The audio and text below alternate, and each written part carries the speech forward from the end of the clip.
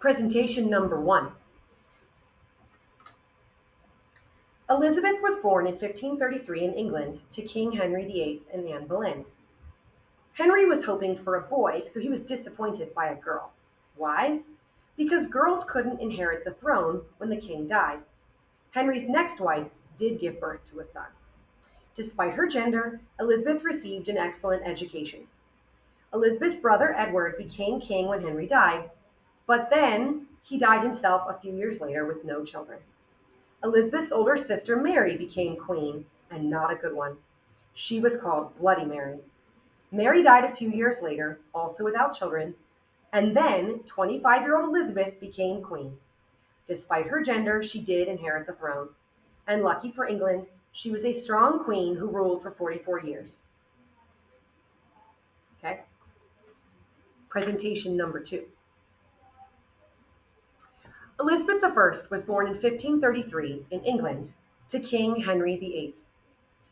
Elizabeth was a daughter, obviously, and this was a disappointment to King Henry VIII. Why? Because in that time, only sons could inherit the throne when a king died. Despite her gender, Elizabeth received a very good education from leading professors at universities in England. She learned many languages, she learned about religion and history. Eventually, a younger brother was born to the next queen, and then when King Henry VIII died, that brother Edward became king. Unfortunately, he died as a teenager with no children. Out of male heirs, Elizabeth's older sister Mary then became queen. She was not a good queen, though. She was called Bloody Mary.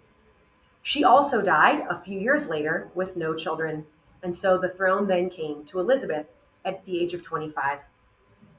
So, despite her gender, Elizabeth did become queen, and that's a very lucky thing for England because she ruled for 44 very prosperous years.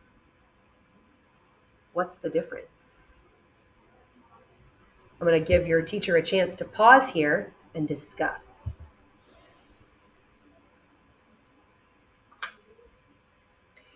Okay, now, welcome back. Let me show you what my note cards looked like for that first version.